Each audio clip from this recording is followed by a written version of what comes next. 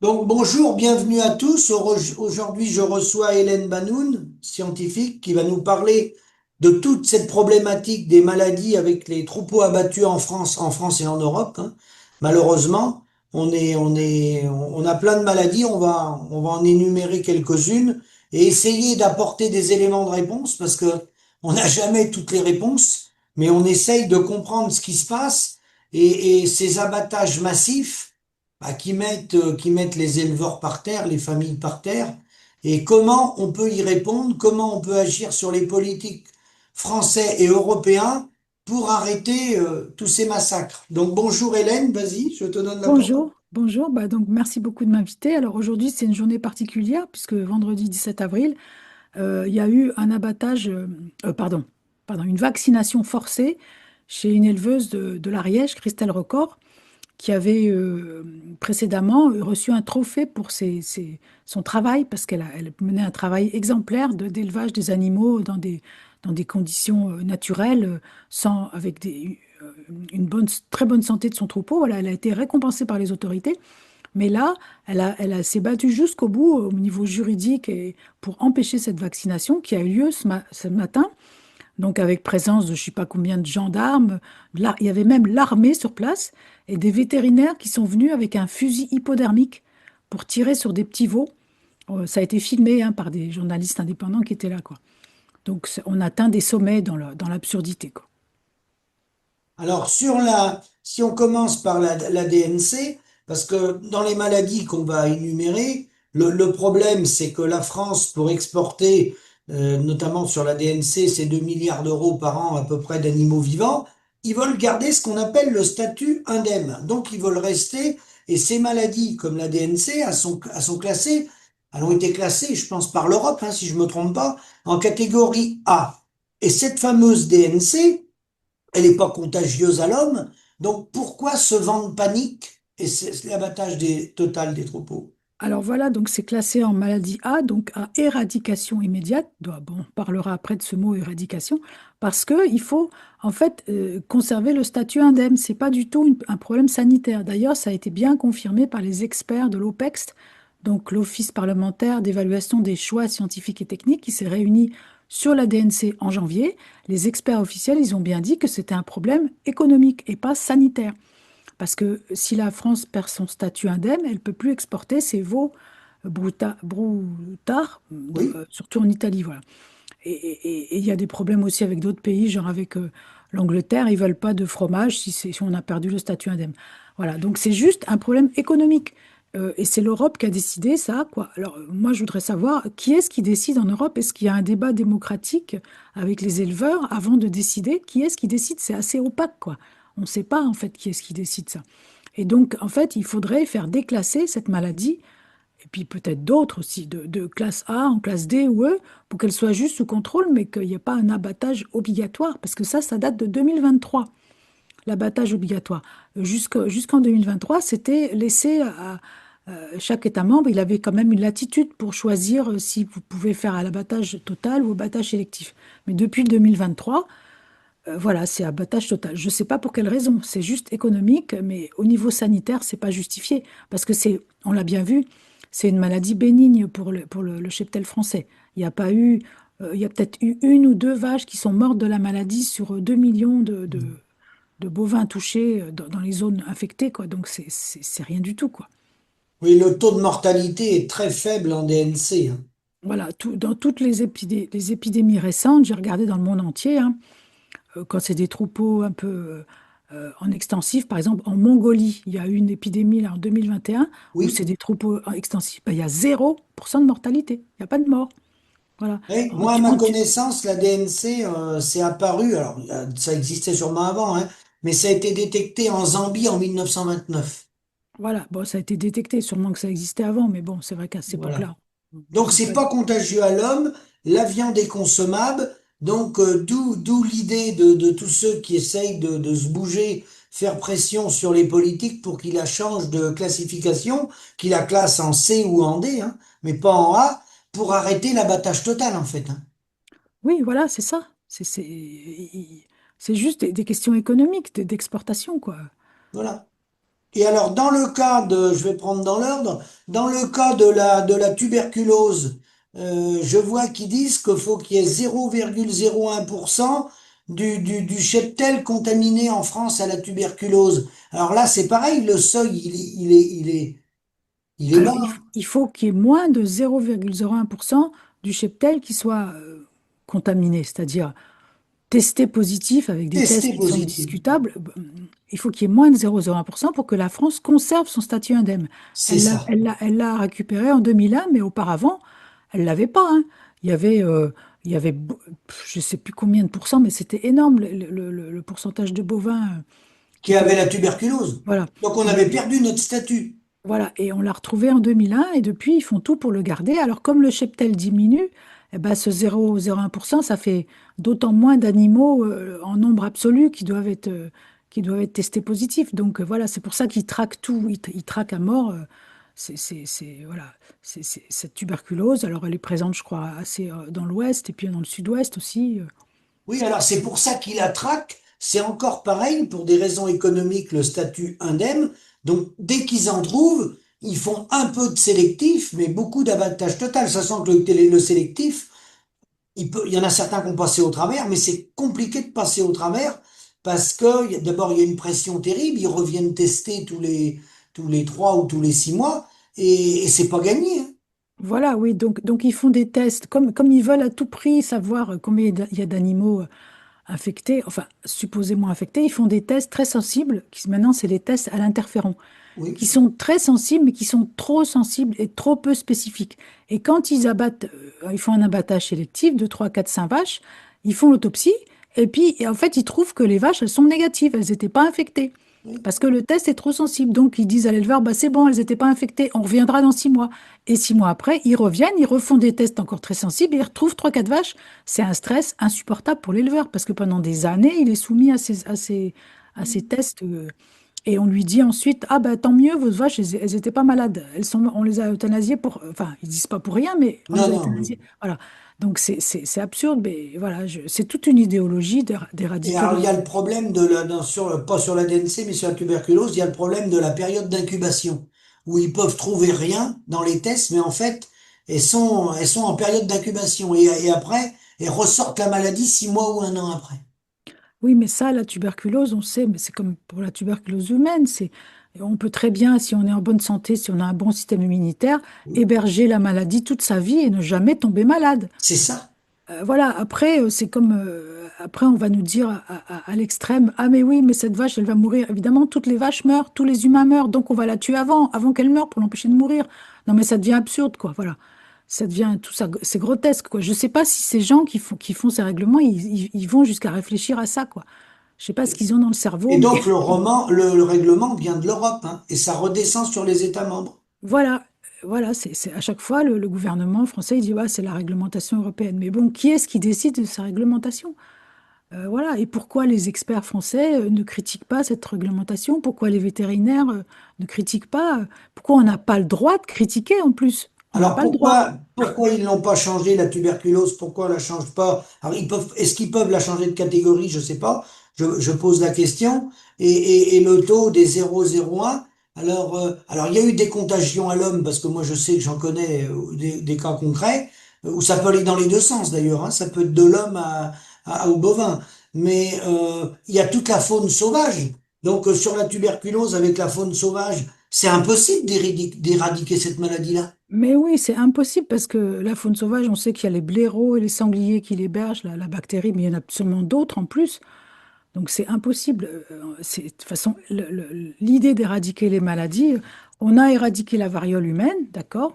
Oui, Et puis la peste bovine, mais c'était des cas très particuliers, quoi, voilà.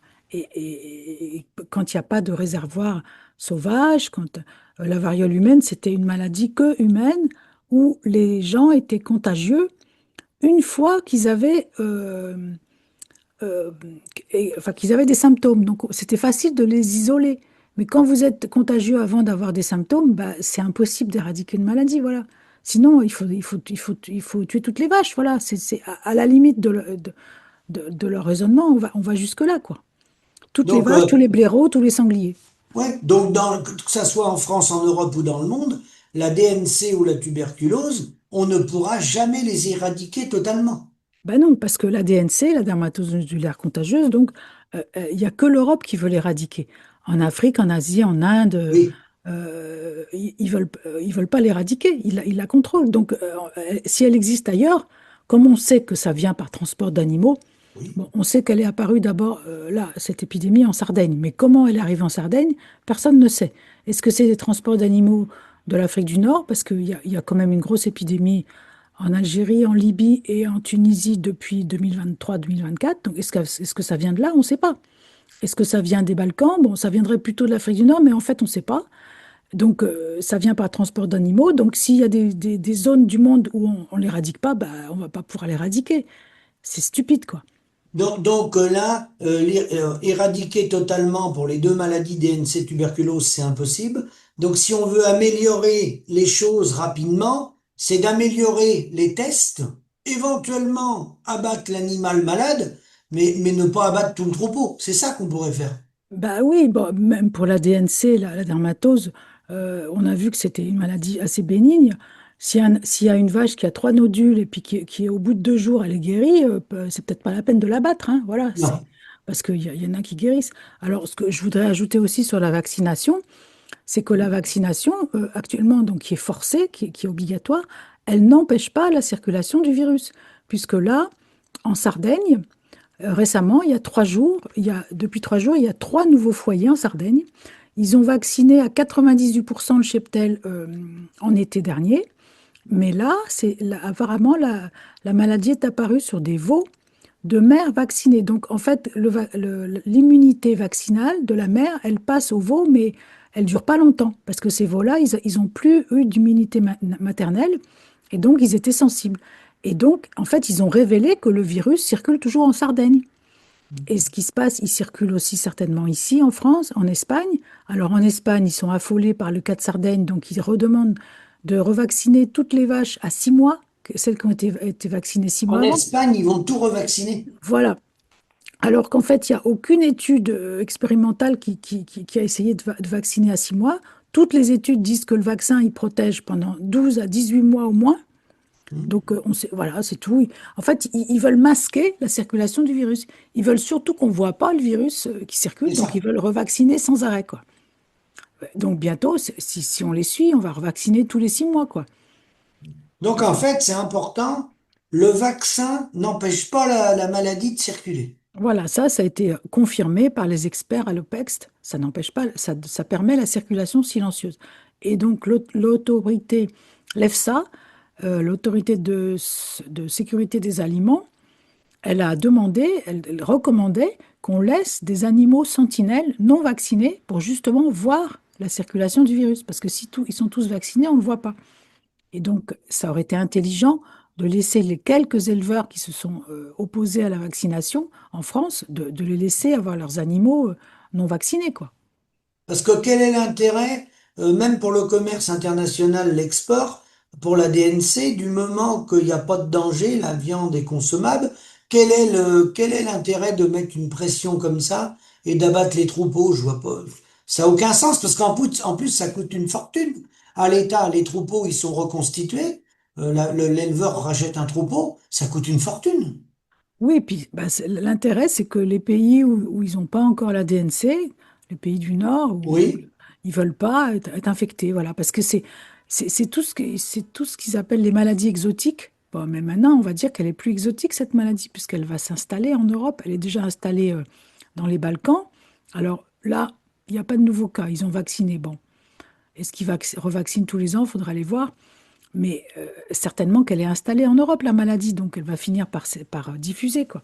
parce que nous, on avait vacciné à l'île Et de on la a vu. Réunion. L'île de la Réunion et les Balkans avaient vacciné et ça avait pas trop mal fonctionné. Il n'y avait pas eu de cas dans les années suivantes. Voilà, oui, oui, bah, en tout cas, ce qui se passe, c'est qu'en Sardaigne, il y a des cas, voilà. Donc Donc ça ne là, fonctionne pas. c'est un Alors, peu, quelque part, c'est l'échec de la vaccination, là. ce qui se passe en Sardaigne, mais ça, c'est à vérifier, parce que moi, j'ai eu des éleveurs ou des vétérinaires qui m'ont dit que les vaccins qu'ils ont utilisés en Sardaigne, c'était les OBP, les vaccins d'Afrique du Sud, qui étaient dans la banque de vaccins de l'UE.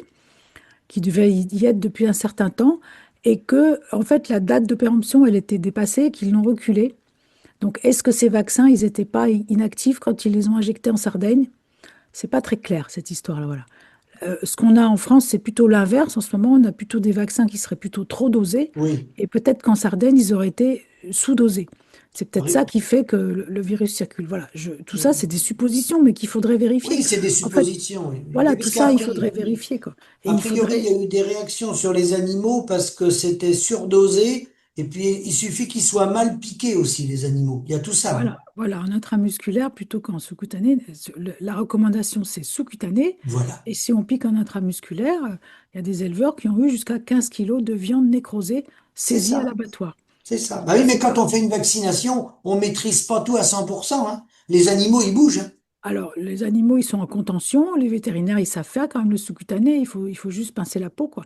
Évidemment, quand on fait ça dans l'urgence et qu'on n'a pas le temps de Voilà. mettre en contention les vaches, bah, c'est comme ils ont fait là aujourd'hui au fusil hypodermique. Alors, si l'aiguille est assez courte, ça fait bien du sous-cutané, mais si elle est un peu plus longue ou si elle rentre plus fort dans la peau, bah, ça va faire l'intramusculaire. C'est pas très contrôlable, quoi. Voilà. Non, non, mais voilà. Et donc après, sinon, la peste porcine en France, Alors ça, en France, je sais pas trop. Je crois qu'on n'a pas elle d'infection. est venue, elle a été en Chine, elle a été en Allemagne. En Italie, et Mhm. là, dernièrement en Espagne, alors elle est sortie chez des sangliers à 150 mètres d'un laboratoire où ils manipulent le virus pour fabriquer des vaccins. Alors au début, l'État espagnol a dit ça doit sortir du laboratoire. Puis après, ils ont dit non, non, non, c'est pas ça, c'est pas ça, c'est pas ça. Bon, enfin en tout cas, c'est sorti à 150 mètres du laboratoire chez des sangliers, hein. Et a priori, il n'y a pas de vaccin contre la peste porcine. Alors franchement, là, je sais Non, que normalement, moi j'ai demandé aux éleveurs de porc, il n'y en a pas. voilà, dans ce laboratoire, ils cherchent un vaccin, mais Il faut, quand ils en ont, c'est un périmètre de sécurité, hein, autour de l'exploitation. alors Voilà. c'est pour ça aussi qu'ils ont, il y a quelques mois, je crois qu'ils ont abattu tout un troupeau de porcs en Bretagne qui était trop proche des sangliers, c'est-à-dire qui était trop en quasi-liberté et ils ne voulaient pas qu'ils soient en contact avec les sangliers. Donc en fait, ce qu'ils veulent, c'est des porcs enfermés tout le temps, quoi. Ils veulent séparer le bétail de la faune sauvage, quoi, ce qui est impossible en élevage en liberté, quoi. Enfin, en élevage extérieur, quoi, c'est impossible, quoi. Et alors, concernant la grippe aviaire, elle, c'est là que sur le vaccin, parce qu'autant sur les bovins, pour l'instant, il n'y a pas d'ARN messager à ma connaissance, mais pour la grippe aviaire, la volaille, il y a eu un peu d'utilisation de vaccins ARN? Alors, il y a deux types de vaccins. La France est le seul pays qui vaccine. Il y a deux types de vaccins. Il y a le vaccin classique Boehringer et le vaccin Ceva qui est ARN. Donc, il y a à peu près la moitié des canards de plus de 250 élevages qui ont été vaccinés à l'ARN, sans test sur l'environnement, sur les fuites dans l'environnement. Parce que c'est quand même des produits géniques, hein. C'est pas des vaccins classiques, c'est des produits géniques, c'est des acides nucléiques, quoi, c'est des gènes, quoi. Et donc, normalement, par exemple, avec les OGM, il y avait une réglementation, on devait suivre la diffusion dans l'environnement. Là, ils ne l'ont pas fait, parce que c'est des vaccins, donc on ne le fait pas. Donc, on ne sait pas comment ça peut passer au consommateur si la viande n'est pas bien cuite. Mais si elle est cuite, parce que la viande, elle est cuite, elle est bien, bien cuite, la viande. Est-ce que vraiment il y a un risque? Est-ce qu'on peut démontrer qu'il y a un risque ou est-ce qu'il n'y en a pas? C'est ça qui est Alors, délicat. déjà, pour le magret de canard, c'est pas forcément cuit, quoi. C'est assez rouge, ça se mange rouge, le Oui, magret de canard. Donc là, théoriquement, il y a un risque, oui, parce que l'ARN, il va pas être dégradé parce que c'est un ARN synthétique. Il est enrobé dans des nanoparticules qui le protègent et ensuite qui le protègent des sucs gastriques. Donc, quand on mange de la viande euh, pas cuite, enfin rouge, eh ben, c'est possible théoriquement, mais il aurait fallu vérifier tout ça avant de commercialiser, qu'on ingère de l'ARN qui soit encore actif et qu'on se mette à fabriquer de l'antigène du virus de la grippe. Alors voilà, bon, c'est un peu bizarre hein, quand même. On n'a pas besoin de faire ça, oui, nous, les humains, non, de fabriquer l'antigène du virus de la grippe non, aviaire. Voilà. non, non. Donc il aurait fallu tester tout ça, mais ça n'a pas été fait parce que comme c'est un vaccin, c'est pas obligatoire. Alors que pour un produit génique, pour tout ce que si par exemple le même produit il est utilisé par exemple pour soigner une maladie rare ou contre un cancer, Oui, eh ben ça s'appelle produit de thérapie génique et là c'est obligatoire de faire ces recherches-là. Mais comme ça s'appelle vaccin, c'est juste une question de mots. Le même produit, quand il s'appelle vaccin, eh ben, on ne fait pas les recherches. C'est pas justifié scientifiquement. C'est juste parce que voilà, il faut que ça soit rentable, donc on ne peut pas faire trop de recherches, sinon ça coûte trop cher, quoi. Hmm. Et j'ai cru voir que la fièvre catarrhale-ovine, la FCO, elle est déclassée, hein. Voilà, la FCO, elle a été déclassée récemment, elle était classée A, et donc maintenant elle est D ou E, je crois. Donc il n'y a plus d'abattage total, parce qu'ils ont fini par admettre, sous la pression des éleveurs, dont Michel Barrère, qui s'en est beaucoup occupé, par admettre qu'ils s'étaient trompés en fait, qu'il n'y avait pas besoin de faire un abattage total. Voilà, mais c'est sous la pression de la base que ça a changé, quoi. Donc ça veut dire que sur les autres maladies, quand ils vont prendre conscience au niveau européen, alors comme on dit, qui a pris ces décisions-là, hein? C'est des décisions qui viennent de l'Europe, qui ont redescendu sur les États membres. À un moment donné, ils vont prendre conscience qu'il y a d'autres choix que d'abattre tout le troupeau. Mais ils vont mettre combien de temps de comprendre? Ben voilà, donc le maître Diane Prota, qui défend les éleveurs sur la dermatose, elle a fait une demande officielle au commissaire européen, je crois qu'il s'appelle Olivier Varelli, pour lui demander de déclasser.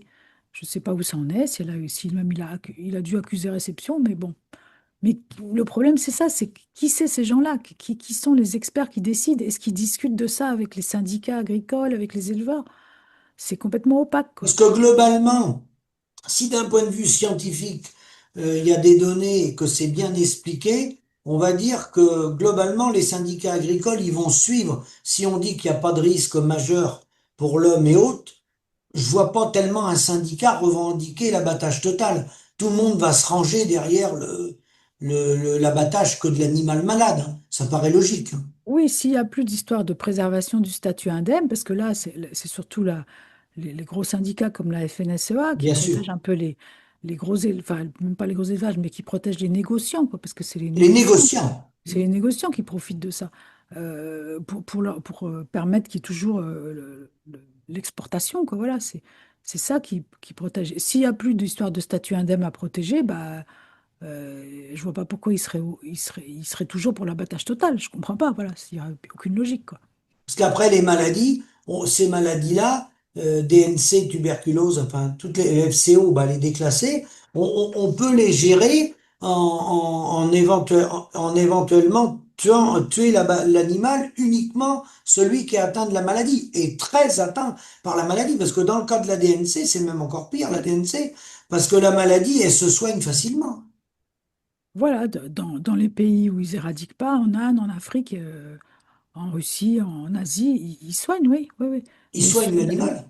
mais la plupart des animaux guérissent spontanément. Ça, apparemment, c'est ce qu'on a vu en France, quoi. Oui. Et ceux qui se tombent malades gravement, c'est parce qu'ils ont un problème, hein. Ils sont déjà pas en bonne santé avant, quoi. Et ils auraient peut-être été malades de n'importe quelle maladie, quoi.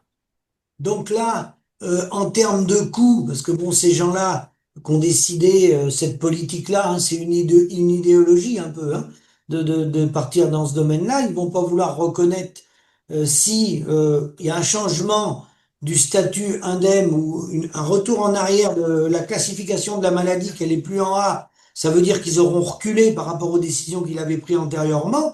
Mais en attendant, ça va coûter, bon, il y a le drame humain qui est pas réparable, parce que le stress sur les éleveurs, hein, mais en termes même de coûts au niveau européen, dans toute l'Europe, remplacer les troupeaux abattus et tout, mais c'est un gaspillage d'argent public monumental, hein. Ben, il n'y a pas que l'argent, il y a aussi les bêtes, parce qu'il y a certaines bêtes qui ont été sélectionnées Bien justement sûr, pour être adaptées à leur environnement, avoir une immunité renforcée, comme celle de Christelle Record qu'on a vaccinée de force aujourd'hui. Elles avaient une très bonne immunité naturelle, elles oui. résistaient à toutes les maladies. Bon, là, heureusement, elles ne sont pas abattues. Je pense qu'elles vont reprendre de la force. Mais quand on abat, je crois que récemment, on m'a parlé d'une une race. Rare, ben, quand on Oui, abat beaucoup d'animaux d'une race rare, déjà quand ils sont pas suffisants pour se reproduire, on va faire disparaître des races, quoi. c'est Et ça, ça. c'est pas une question économique, c'est irrémédiable, quoi. On peut Ah oui, oui, pas, oui. voilà. Ah bah, il y a Et, toutes les années de sélection, il y a l'attachement des éleveurs aux animaux, toute cette partie-là, elle n'est pas réparable, de toute façon. et la France, elle est quand même connue pour la diversité de ses races Oui. bovines, quoi. Donc un peu un trésor quand même, c'est à préserver, quoi, hein. Et Alors, elle est connue dans le... on avait Ouais. connu ça Là, on a parlé de la DNC, tuberculose, grippe aviaire, peste porcine, FCO, la maladie, la FCO, lui, il a fait catarrhalovine, mais on a vu la vache folle, nous. Nous, moi, dans ma commune, j'ai deux troupeaux chez mes voisins. Il n'y a pas eu que, hein. Mais dans ma commune, j'ai deux voisins qui se sont fait abattre tous leurs troupeaux avec la maladie de Creutzfeldt-Jakob. Il avait pris le principe de précaution, le gouvernement. À l'époque, il y avait eu un vent de panique. Et pour un animal qui avait mangé donc des aliments, puisque c'est venu à l'origine de l'Angleterre, hein, puisque les animaux meurent, ils refaisaient des aliments avec. Et ben moi, il avait abattu deux troupeaux juste à côté de chez moi, là. Voilà, mais sans aucun test qui disait qu'ils étaient atteints. C'était juste une possibilité théorique, quoi. C'était une possibilité. Mais dans ces années-là, il s'est abattu des troupeaux en France aussi, hein. Ça s'est arrêté après. Il n'y a pas eu d'autres cas. Oui, parce que je pense que dans ces années-là, ils étaient moins coincés au niveau idéologique, quoi. Parce que là, si on allait dans leur sens, je vous dis, il y aurait plus de vaches, quoi. Parce qu'il y a toujours des maladies, hein. On ne peut pas éradiquer toutes les maladies, c'est pas possible. Ça fait Non. partie de la vie, quoi. C'est des bactéries, des virus, ça fait partie du monde vivant. On en est bourré, nous, de bactéries, de virus. Donc Comme il y a dans le corps humain. voilà, c'est ça. Nous, on a plus de bactéries sur notre peau et dans notre tube digestif et dans nos muqueuses que de cellules humaines. Pas en poids, mais en quantité de cellules, on en a plus que de cellules humaines. Donc on est une espèce de symbiose entre des bactéries, des virus et des cellules humaines. Donc on ne peut pas éradiquer toutes les bactéries et tous les virus de la planète, quoi. Donc la meilleure formule, c'est de reclasser ces maladies-là, les changer de catégorie, traiter dans les maladies vraiment les plus graves, bien sûr retirer les animaux malades, mais ne pas faire, bah c'est un peu ce que tout le monde réclame quand même, à part la FNSEA pour l'histoire de l'exportation, mais la plupart des gens sont quand même contre l'abattage total, faut le dire, hein. Oui, et puis enfin supprimer, déclasser ces maladies et puis surtout insister sur la prévention, c'est-à-dire de renforcer le système immunitaire des animaux de manière globale contre tous les pathogènes et pas simplement avec des vaccins spécifiques d'un virus ou d'une bactérie, quoi. Parce que les animaux, quand ils sont en bonne forme, ben, ils résistent à tous les pathogènes. Voilà, c'est beaucoup plus efficace que de les bombarder de vaccins parce qu'il y aura toujours un contre lequel ils ne seront pas vaccinés, quoi, forcément. Alors, c'est vrai parce que pour avoir échangé avec des gens, des spécialistes ou des vétérinaires ou autres, il y a certaines maladies qui viennent par un état de faiblesse des animaux, un état immunitaire dégradé, soit par des raisons de sous-alimentation ou autre. Il y a des maladies qui viennent comme ça. Mais la plupart des maladies, c'est ça. Parce que quand même, les animaux d'élevage, ils vivent pas vieux, sauf certains Non, éleveurs qui gardent leurs vaches jusqu'à 20 ans par sympathie, voilà. c'est pas la majorité. Voilà, ils vivent pas vieux, donc en fait, c'est comme nous, on commence à être malade quand on est vieux, Ah sauf oui. des cas, voilà. Donc en fait, ces animaux, ils doivent pas être malades puisqu'ils sont abattus quand même assez jeunes, quoi, voilà. Donc voilà, c'est tout. Il y a pas de raison qu'ils soient malades. Si leur système immunitaire est en bonne forme, il n'y a pas de raison. Et je crois qu'il y a des vétérinaires qui travaillent aussi sur l'état des prairies, sur les Ah prairies oui. acides et tout ça. Ça, c'est important aussi, parce que ça vient de l'alimentation. Et d'autres aussi qui pensent que les vaches, traditionnellement, elles mangent de l'herbe et pas des farines. Donc, en fait, il faut leur donner juste de l'herbe, du fourrage, de la luzerne, voilà. Et c'est ça qui convient à leur métabolisme. C'est pas des farines, du soja ou je sais pas quoi, Oui, voilà. oui, oui, oui, oui, oui. Mais souvent, oui, oui, moi j'ai échangé avec beaucoup de vétérinaires, des maladies comme la tuberculose ou autre, ça vient à l'origine de troupeaux qui étaient un peu des animaux décalcifiés ou autres, hein, et ça s'est développé dans un élevage, et après, lui, il peut refiler la maladie à quelqu'un d'autre qui a un élevage qui est en parfaite santé. Mais l'origine peut venir d'un troupeau qui est un peu qui est sous-alimenté. Les vétos me disaient ça souvent. Et après, le premier qui est sous-alimenté, bah, il va contaminer les autres, quoi. Mais alors, les autres, s'ils sont bien alimentés, normalement, ils tombent pas malades, si, quand même. Normalement, non, mais il y en a qui l'attrapent quand même. Bon, alors après, ça peut être des veaux jeunes ou des Mais vieilles ouais, vaches, ou voilà. Oui, oui, c'est sûr. Mm. mais comme on disait, en fait, la folie de l'abattage total, c'est qu'en fait, on peut pas éradiquer les maladies totalement. Bah, particulièrement, par exemple, la dermatose, non, puisque c'est que il y a l'Europe est le seul continent qui voudrait l'éradiquer. Donc, elle va rester ailleurs dans le monde. Donc, elle n'est pas éradiquée, puisqu'on sait qu'elle se transmet enfin, elle arrive par transport d'animaux sur des grandes distances, hein, voilà, donc il y aura toujours des transports d'animaux. Donc, elle va revenir, quoi. Et là, Seule l'Europe c'est que l'Europe qui mène cette politique-là actuellement. bah, oui, parce qu'en Afrique, enfin, il y a pas d'abattage. Non, en Inde non plus, en Russie, enfin, bon, j'ai vu des vidéos passer de Russie, là, un peu, mais comme je parle pas le russe, je sais pas ce que c'était. C'était dans un coin froid de la Russie, je sais pas si tu as vu aussi. Oui, j'ai vu ça. Je sais pas, franchement, je sais pas ce que c'était comme maladie, hein. Mais en tout cas, au Japon, récemment, là, il y a eu une épidémie, en 2024, je crois. Ils n'ont pas fait d'abattage total, hein. Ils ont fait du sélectif alors. Oui, voilà, peut-être quelques animaux qui étaient vraiment trop en souffrance, mais ils les ont Oui. soignés. Ils n'ont même pas abattu tous les animaux atteints, je crois, hein. Enfin, il faudrait vérifier, mais Donc, le mot qu'on peut passer, mais ça, on c'est pas redemandé que par nous, hein, c'est revendiqué par plein de personnes, c'est de changer rapidement cette idiotie là, cette obsession du statut indemne là, puis classer les maladies en catégorie A alors qu'elles devraient rien faire en catégorie A. bah oui. Et puis après, bah, revoir toutes les maladies qui sont en catégorie A. Est-ce que c'est vraiment des maladies pour lesquelles il faut un abattage total? Je ne sais pas, voilà. Il faudrait revoir ça scientifiquement, une par une, quoi. Et puis Est-ce surtout qu'on, discuter oui. avec les éleveurs, quoi. Est-ce qu'on pourrait dire aussi, est-ce qu'on pourrait faire un reproche? Alors on fait des reproches au gouvernement, hein, qui est pas à la hauteur, ou l'Europe, les gouvernements, mais est-ce qu'on pourrait aussi faire le reproche que pour un certain nombre de maladies, la science, elle a pas, la science, la recherche publique, on n'a pas mis assez de moyens pour être très performant sur les tests. Parce que les tests, on peut toujours faire mieux, hein, les Ben prises oui, de mais sang le et tout. problème, c'est que eux, quand ils disent on fait mieux, c'est qu'on va avoir un test de plus en plus sensible. Mais quand c'est de plus en plus sensible, c'est de moins en moins spécifique. Plus c'est sensible, plus il y a de faux positifs. C'est aussi bien avec les PCR, quand on fait des cycles, jusqu'à 40 cycles d'amplification, c'est plus sensible, mais c'est moins spécifique, c'est-à-dire on va avoir des faux positifs. Et c'est pareil pour les tests interférons. Donc il n'y a pas de test qui soit parfait à 100%. Il n'y a pas de test parfait à 100%. Voilà, jamais, jamais. Et surtout, ce qu'il faut prendre en compte, c'est la clinique, l'état clinique de l'animal, quoi. Oui. Parce que, par exemple, pour la DNC, il est malade ou il n'est pas malade, quoi. Quand on vous dit, on cherche à trouver des tests qui vont détecter les animaux malades. Mais non, mais je suis désolée, un animal malade, il est détecté par la clinique, par l'éleveur et par le vétérinaire. Il est malade ou il n'est pas malade. On ne va pas faire un test pour dire, ah ben, il est malade alors qu'il est en pleine forme.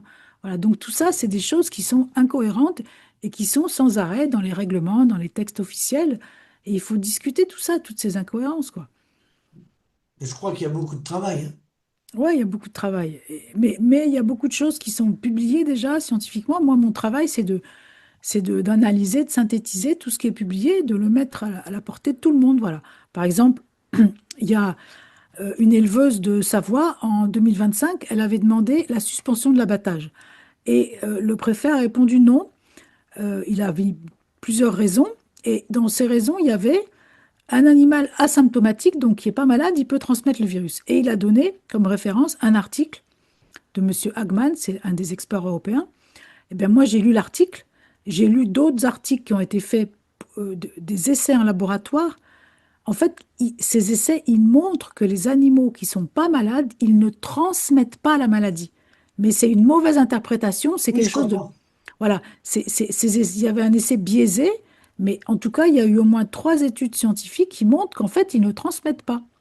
Donc voilà, mais ça, comme dans le résumé de l'article, c'était pas très clair, et du coup, le préfet a pris ça comme justification, mais en fait, c'en est pas une, parce qu'il y a 2 autres articles qui montrent qu'ils ne transmettent pas. Voilà.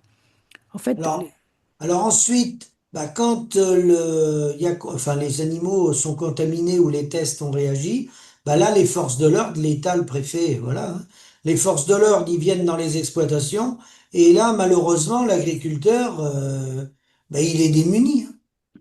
bah, même s'il est aidé par la population locale, comme on l'a vu dans l'Ariège, comme on l'a vu dans le Doubs, comme on l'a vu aujourd'hui dans l'Ariège contre la vaccination forcée. Qu'est-ce que vous voulez faire contre des Rien, militaires armés? rien. Voilà, rien, c'est sûr, hein. Rien et rien à plusieurs niveaux parce que déjà la ferme elle est mise sous cloche. Quand ils prennent des mesures comme ça, il n'y a plus le droit de commercialiser, il n'y a plus le droit d'épandre le fumier, il n'y a plus le droit de. Toute la situation est figée. Et puis après, faut jamais oublier qu'après, la plupart, à part ceux qui arrêtent parce qu'ils sont à la retraite ou qui veulent pas redémarrer, mais les gens ils redémarrent derrière. Il y a une indemnisation pour reprendre un troupeau. Si l'agriculteur, moi j'ai connu des cas comme ça, hein, c'est pour ça que j'en parle, hein, où les gens vont contre l'État, parce que là on s'attaque à l'État.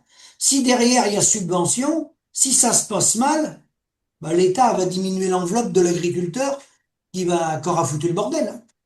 Vous Ouais, voyez ce ouais, que je veux dire? Non, ouais, en ouais. fait, la répression, elle peut aller jusqu'au bout, hein. Celui qui va s'opposer à ça, il va dire ouais, aux voisins, vous venez. Bon, pourquoi pas, hein, c'est légitime, hein, puisqu'il abatte des troupeaux et on peut contester la décision.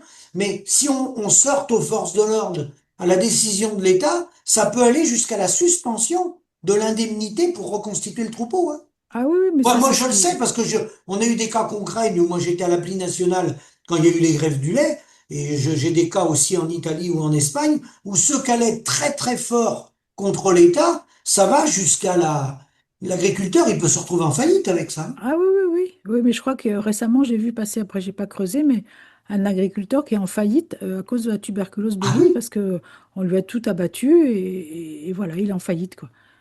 Ah oui, oui, oui, oui. Non, mais attention, hein, c'est très, très sérieux. Donc, en fait, l'angle d'attaque qu'on a, c'est de travailler avec des spécialistes, passer des messages et leur dire qu'ils remettent en cause leur protocole d'abattage, leur statut indemne et tout. En fait, faut revoir le protocole européen, finalement. Oui, oui, puis il faut que les éleveurs, les agriculteurs, ils parlent entre eux, ils se réunissent en dehors des instances syndicales qui prennent connaissance un peu du travail qu'on fait, les scientifiques indépendants, les avocats et tout, et qui discutent entre eux, quoi, parce que souvent les syndicats, par exemple les syndicats, bon, en mettant de côté la FNSEA, mais les syndicats, coordination rurale, Oui? confédération paysanne, ils sont pas clairs sur la vaccination. Ils sont pour, mais est-ce qu'ils sont pour la vaccination forcée ou la vaccination volontaire? Ça, c'est pas clair, quoi. Bah pour moi, enfin je sais pas, enfin, je parle pas à leur place, mais pour moi ils sont pas pour la vaccination forcée. Mais Je alors pense qu'ils le pas. disent, qu'ils prennent position, parce qu'ils défendent pas les éleveurs quand il y a vaccination forcée. Voilà, c'est pas clair du tout, cette position-là. Et vaccination, pour ceux qui veulent vacciner, bah, bien sûr, on ne va pas les empêcher de se Ah non, vacciner. non, bah non. Mais ceux qui veulent pas, qui ont des élevages en bio, qui protègent le système immunitaire depuis des décennies de leur troupeau, bah, pourquoi les forcer? Mais ça, les syndicats, il faudrait peut-être qu'ils prennent position là-dessus quand même. Surtout que dans le cas de la DNC, le vaccin circule, donc qu'on vaccine ou qu'on vaccine pas, le vaccin circule, hein. Le virus Le sauvage circule. virus, oui. Oui, oui, le virus sauvage, oui, ça Le n'empêche pas. virus circule. Voilà, ça n'empêche Vacciné pas ou de pas circuler. vacciné. Donc, c'est pas ceux qui vaccinent pas qui sont responsables si ça revient. Pas du tout. C'est juste que le virus, il circule. Bah voilà. On peut pas l'empêcher avec le vaccin. Voilà, voilà. C'est tout, c'est comme ça. Donc là, on est quand même dans des situations dramatiques qui mettent des tensions partout. Moi, là, je rentre des animaux actuellement et on peut constater, mais c'était déjà comme ça avant, il y a en plus, l'application, elle n'est pas la même sur les départements. Alors, il y a un cadre général, mais il y a des endroits, faut faire des prises de sang en Mayenne et faut attendre faut rentrer les animaux, faut attendre 14 jours, faut les mettre en quarantaine, hein, normalement, quand on rentre des Mm. nouveaux animaux. Faut attendre 14 jours pour faire la prise de sang. Et en Maine-et-Loire, c'est 16 jours. Et dans un autre département, et moi j'ai vu l'année dernière, j'ai vendu des animaux avec la FCO et la MHA. Pareil, suivant les zones, si les vaches partaient en Alsace, c'était pas les mêmes, enfin, il y avait le même protocole, mais c'était pas les mêmes temps. Les mêmes Oui, oui. temps alors, entre chaque direction des services vétérinaires, on disait la DSV avant, c'est la DDSPP, mais euh, il y a un peu une application à la carte aussi. Ben oui, mais en plus, il n'y a pas de discussion. C'est pas justifié scientifiquement. C'est comme, il y a une éleveuse là en Espagne, elle vient de me demander, on nous oblige à vacciner au bout de 6 mois les vaches. Est-ce qu'il y a des justifications scientifiques? Alors j'ai cherché, ben non, il n'y a aucun essai. Non. Sur 6 mois, ils disent tous au contraire que le vaccin, il protège pendant 12 à 18 mois. Alors pourquoi vacciner tous les 6 mois? À part vouloir absolument masquer la circulation du virus. Bien Voilà. sûr. Il y a pas, il y a pas, il y a jamais de justification scientifique, quoi. Il faudrait quand même. C'est quand même. À la base, c'est des scientifiques, quoi. La seule chose efficace qu'on peut essayer de faire à ce jour, c'est ce que tu as dit tout à l'heure, Hélène, c'est essayer de faire changer la position des autorités européennes. Ouais, mais ça prend des années. Avant, si pendant tout ce temps-là, ils continuent à abattre, voilà. Il faudrait que voilà, les syndicats, bon, Confédération et Coordination rurale, ils ont été clairs contre l'abattage total, mais Oui. il faudrait aussi qu'ils soient clairs sur la vaccination volontaire ou obligatoire, quoi. Concernant la DNC. Voilà. Voilà. Parce que pour les autres maladies, pour la tuberculose, il n'y a pas de vaccination. Bah non, ça marche pas. À ma connaissance, il n'y en a pas, hein. Donc, et la DNC, c'est vrai que ça a pris une ampleur qui a fait bouger les gens parce que c'est pas une maladie dangereuse. Enfin, moi, je la vois pas Hmm. dangereuse. Et c'est pareil pour les canards. C'est vaccination obligatoire de tous les élevages de plus de 250 animaux. Pourquoi c'est obligatoire? Pourquoi c'est pas au choix des éleveurs? Parce qu'il y a des éleveurs en bio qui ont des canards qui sont en bonne santé et ils n'ont pas peur de la grippe aviaire. Voilà. Donc, Bah, leur argument, ça va être de dire que ceux qui sont pas vaccinés vont contaminer les autres. ben non, mais les canards, ils vont pas, Ben non, ils vont pas s'envoler, aller contaminer les autres, quoi. ben non. Et Donc, ça, c'est toujours leur argument. oui, oui, oui. De dire si on fait un périmètre, si on vaccine le sud-est ou le sud-ouest, on vaccine tout le sud-ouest ou tout le sud-est. Ils font ils disent qu'ils font un périmètre de protection. C'est comme ça Oui, qu'ils oui. parlent. Hmm. Mais Alors que c'est pas juste. ça vient par les oiseaux sauvages, paraît-il. Ouais. Donc, ça marche pas, quoi, parce que ça tombe du ciel. Donc, Non, non, non, non, mais ce qui est important, c'est ce qu'on a dit au début, c'est que certaines maladies, on ne pourra pas les éradiquer totalement. C'est pas possible. bah, la plupart des maladies, on ne pourra pas les éradiquer. La peste bovine, elle a été éradiquée, je crois, parce que c'était... En fait, il y avait quasiment pas de réservoirs sauvages, parce qu'en fait, elle était tellement dangereuse que les animaux qui étaient atteints, ils mouraient avant de transmettre la maladie. Ah oui. Donc, il n'y avait plus que des réservoirs domestiques, quoi.